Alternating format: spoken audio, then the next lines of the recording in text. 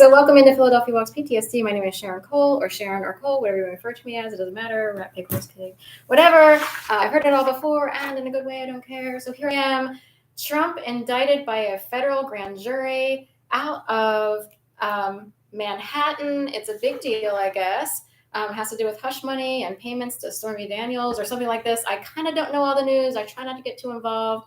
But who am I to not capitalize on something as someone who's trying to eke out a living here in Philadelphia? And many, many years ago, I had an op-ed published.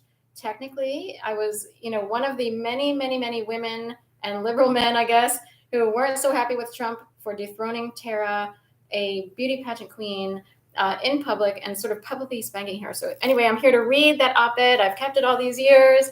So I figured, why not? I will go ahead and read it again. This is back in the Philadelphia Daily News. I think it was January of 2004. It's been so long, and I kind of cut off the date and everything when I copied this. Hard to find online. So, Tara, stick it to the Donald. To Miss USA, Tara Connor, you have what so many women want, a healthy dose of will pass or whatever you want to call it that can be used for good. So why did you let the Donald steal it away? Was it because that apartment in Trump Towers is really sweet? Do you believe your only ticket to the big time is to force yourself into a tiny little box that fits an itsy-bitsy crown? It was crushing to see you reduced to tears, apologizing to an old-fashioned, hypocritical real estate rompin' twit like Trump. Funny that I use the word twit, and Twitter became a thing. Twitter did not exist back then.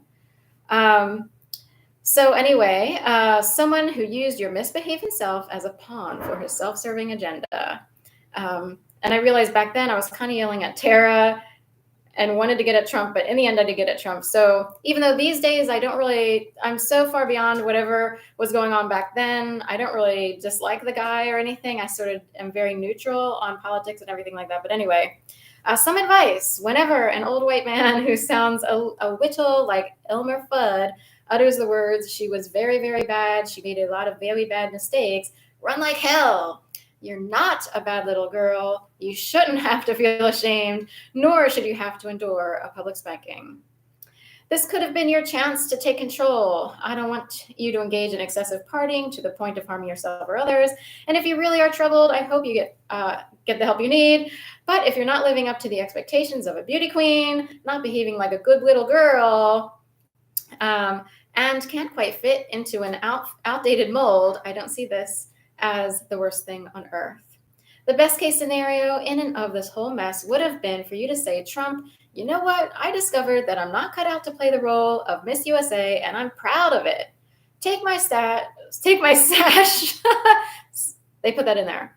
Take my sash, stick it where the sun don't shine, and I'll go seek help because I want to, for my own benefit, not yours. Eventually, I'll find a place that lets me use my strong, independent spirit in a way that empowers, not demeans women.